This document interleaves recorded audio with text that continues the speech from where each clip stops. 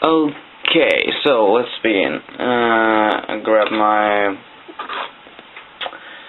my small dry brush, and now I believe my bleached bone is, yeah, it's extremely dried out.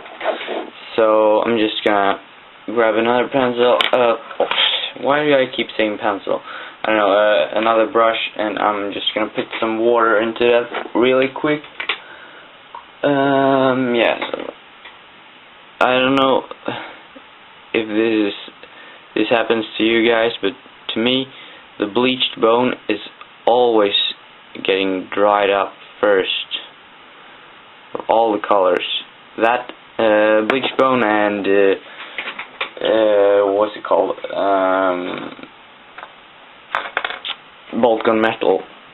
I mean, I think I've gone through like 6 or 7 pots of Vulcan metal on like a couple of years. I don't know. Anyway, so now that the paint is all watered out, we're gonna start with the first highlight. And what you want to do is kind of a blending technique that I've been working on. You're gonna I'm doing the same as I do on all models with the light source thing, you know, that I always talk about. I base everything on a light source, and what you want to do is you paint the very outer edges of where the sun or the light source or whatever hits, and then you just work your way in, and the further in you get, the less color you have on the pencil. Oh, again I say pencil, whatever, on the brush. And I noticed now that this brush wasn't too good, so I'm just gonna switch brush to the decal brush. It works better, because my small dry brush is a little bit well, it looks a bit crappy. So let's just grab this other brush real quick, and now we're going again.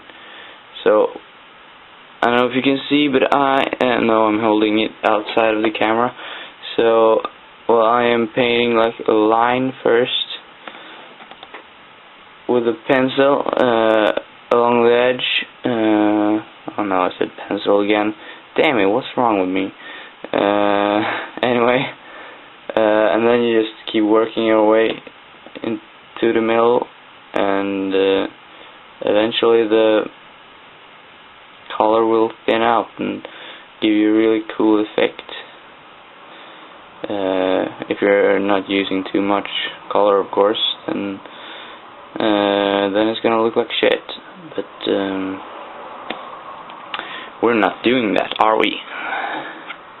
So there you can see the highlight I've done on the top.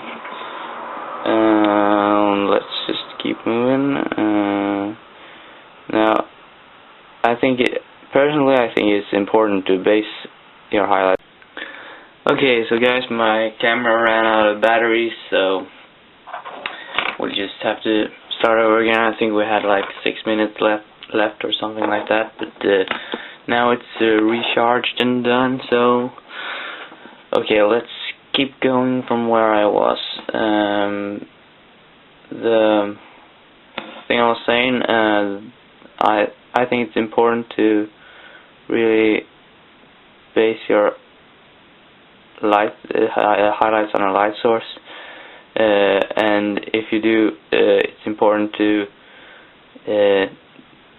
do the same light source on the whole army, because then it's gonna look really cool when you put it on a board and your opponent sees it, and they're really gonna think it looks cool. Because if you have different light source, I mean, you will probably understand that yourself, that it would look pretty weird. But yeah, so what was I saying? I really haven't much say now. Yeah, bit boring right now. I can't come up with anything to say. But yeah, you can see I keep working my way through the highlight areas.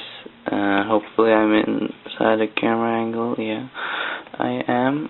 And so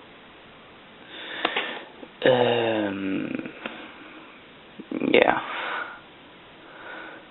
bit boring tutorial right now, but it's just pretty much the same thing over and over here. You can see how the highlights look right now. Yeah, it looks pretty sweet. I think I'm gonna put one right over here as well for a bit cooler effects. Yeah. I mean, you can, doesn't always have to use the light effect thingy if you want to, but I mean, if you do this kind of thing that I did now, you can see how cool the effect looks when it's bright on one side of the plate here, and then it becomes a bit shadowed, and it's a bright spot right there.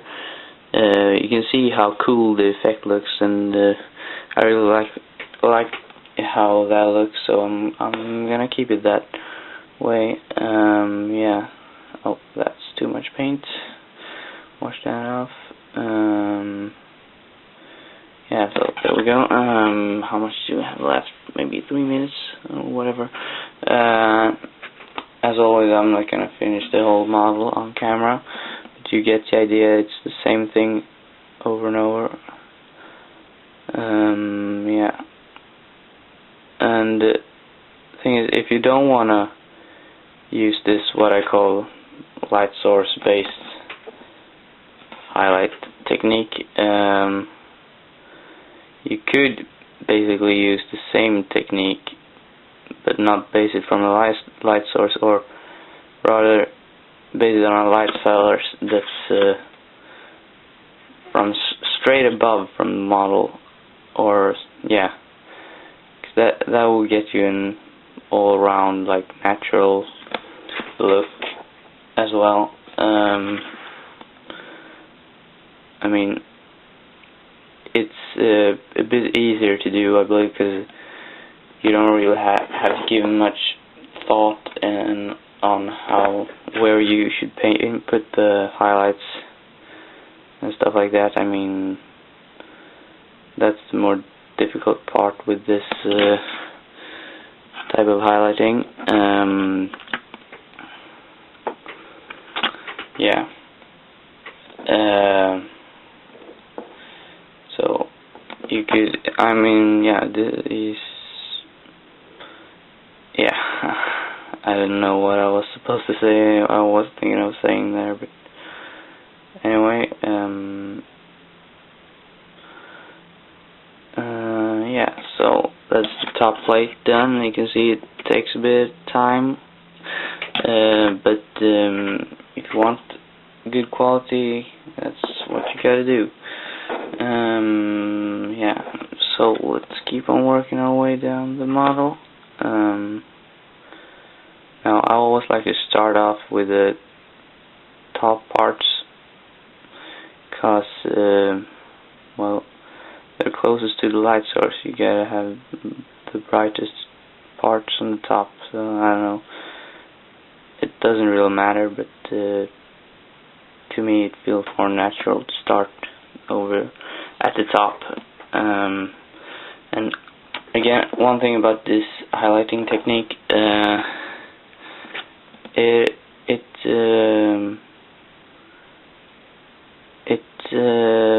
looks really cool when you put it on the Terminator helmets. I really love the look it gets. It looks so awesome, but I don't think I have time to show you that, and I don't know if I'm already out of time, but I'll just finish this thing on top of this armor here, and then I'll cut the video off and finish the rest off cam. Yeah. Okay, so